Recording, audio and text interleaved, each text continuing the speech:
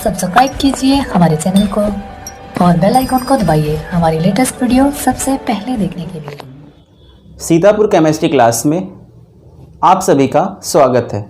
आज से हम आपको क्लास 11th का परमाणु संरचना यानी चैप्टर शुरू करेंगे, जिसमें हम आपको सबसे पहले यह बताएंगे कि पदार्थ यानी कि द्रव्य, पदार्थ को हम सभी द्रव्य के नाम से भी जान सकते हैं।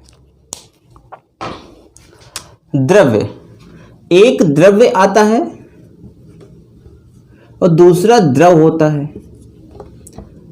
इसे हम सभी इंग्लिश में लिक्विड के नाम से जानते हैं और इसे हम सभी इंग्लिश में मैटर के नाम से जानते हैं। इसका मतलब होता है कि कोई भी आपका जैसे लिक्विड, द्रव का मतलब हो जाएगा कि तेल हो सकता है, ऑयल हो सकता है, वाटर हो सकता है, एक्सेट्रा। यानी कि ऑयल और वाटर किसी भी फॉर्म में यह द्रव हो सकता है। लेकिन द्रव्य क्या होता है? द्रव्य आपकी 3 प्रकार के होते हैं: ठोस, द्रव और गैस। तो हम बात करेंगे आपसे पदार्थ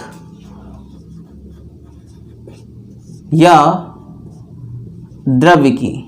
यह दोनों एक ही होते हैं। द्रव्य या पदार्थ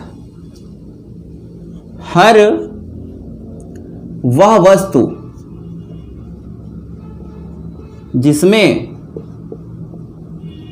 वस्तु जिसका कुछ द्रव्यमान होता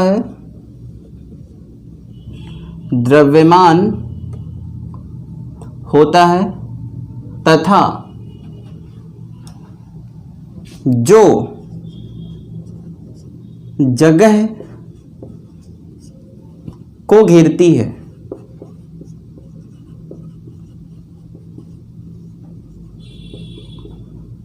द्रव्य कहलाता है।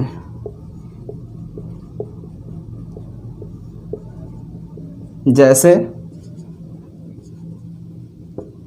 कुर्सी, मेज, किताब आदि।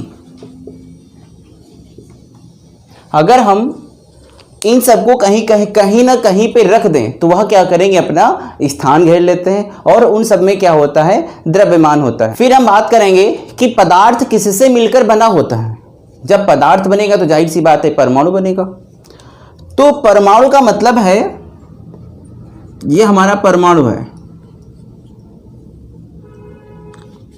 ये मेरे पास मार्कर है और मार्कर को मैं इतना तोड़ता जाऊं, इसके इतने हम पार्ट करें कि यह एक छोटे से हम इसके इतने पार्ट करेंगे कि कभी ना कभी यह नहीं टूटेगा।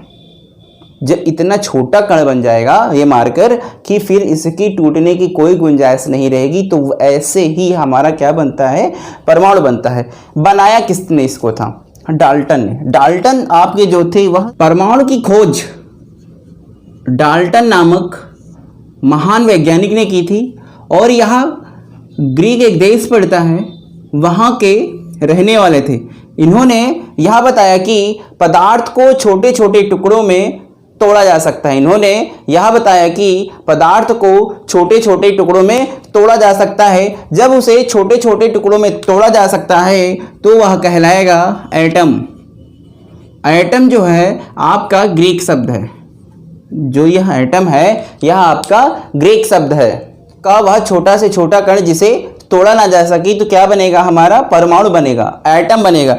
एटम में ये आया ए का मतलब हो गया नॉट और इस टर्म का मतलब हो गया डिविजिबल। इसका मतलब हो गया जिसे तोड़ा ना जा सके। इसका मतलब हो गया जिसे तोड़ा ना जा सके, जिसे तोड़ा ना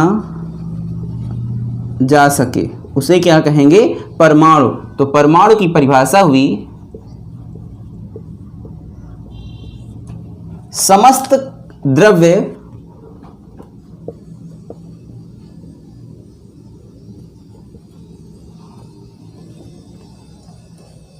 अतिसूक्ष्म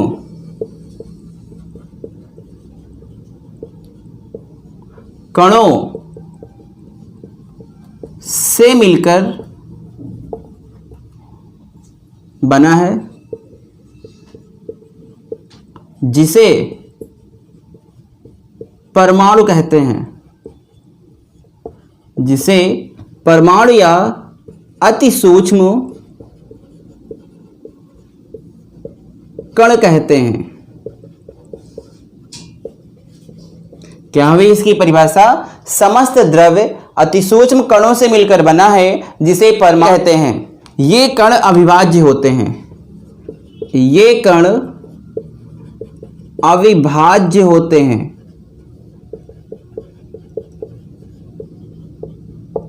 यानी कि सिंपल भाषा में समझा जाए तो हम कह सकते हैं कि वह छोटा से छोटा कण जिसे तोड़ा ना जा सके उसे क्या कहेंगे?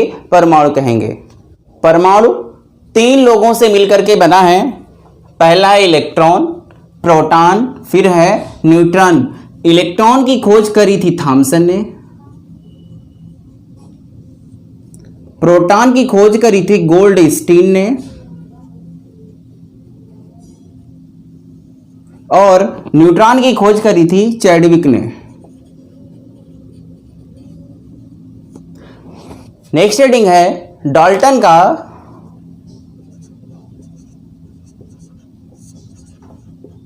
परमाणु सिद्धांत।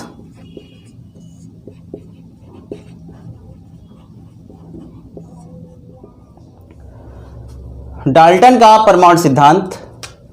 परमाणु किसी तत्व का वह छोटे से छोटा अविभाज्य कण है, यानी कि हमने बताया कि जो परमाणु है किसी तत्व का वह छोटे से छोटा, यानी कि जो धूल के कण होंगे उसके बराबर आपका क्या होगा? परमाणु का कण होगा, जो रासायनिक क्रिया में भाग लेता है। यानी कि इसके जो कण होंगे वह रासायनिक क्रिया में क्या करते हैं? भाग लेते हैं, और उसमें उस तत्व के सभी गुण क्या होते हैं? विद्यमान रहे। विशेषताएं में पहला पॉइंट है परमाणु को विभाजित नहीं किया जा सकता। यानी कि परमाणु को, यानी कि एक छोटा सा पॉइंट, यानी मान लेते हैं ये हमारा परमाणु है, तो इस परमाणु को हम विभाजित नहीं कर सकते हैं। दूसरा पॉइंट है भिन्न भिन्न तत्वों के परमाणु भिन्न भिन्न होते हैं। यानी कि जितने भी तत्व होंगे अलग अलग तत्वों के अलग अलग क्या होंगे? परमाणु होंगे। तीसरा पॉइंट है परमाणु आपस में मिलकर संयुक्त परमाणु बनाते हैं। यानी कि बहुत सारी परमाणु यहाँ पे अगर हम इकट्ठा कर दें तो क्या एक बहुत बड़ा सा क्या गट्ठर बन जाएगा, बहुत बड़ा सा गोला बन जाएगा।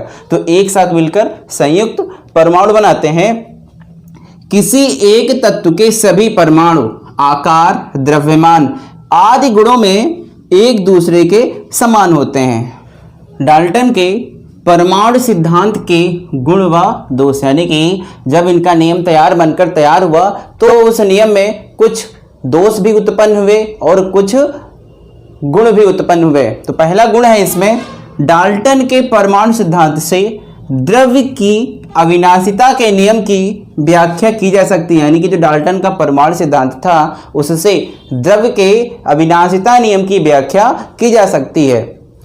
द्रव्य की अविनाशिता का नियम था कि द्रव्य को ना तो उत्पन्न किया जा सकता है और ना ही नष्ट किया जा सकता है, इसे एक रूप से दूसरे रूप में परिवर्तित किया जा सकता है। तो इस नियम की व्याख्या हम डाल्टन के सिद्धांत से कर सकते हैं। दूसरा पॉइंट है इससे रासायनिक संयोग के नियमों की व्याख्या की जा सकती है।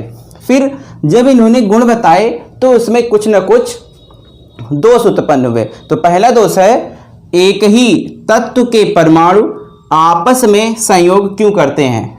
यानी कि कहा गया कि जो एक ही तत्व है उनके एक ही जो तत्व है उनके जो परमाणु होंगे वह आपस में क्यों संयोग करते हैं। दूसरा पॉइंट है एक ही तत्व के परमाणुओं का द्रव्यमान अलग अलग क्यों होता है। कहा गया कि जो एक तत्व होगा उनका जो परमाणुओं का द्रव्यमान होता है वह अलग क्यों होगा। तो यह इनके दोष निकले।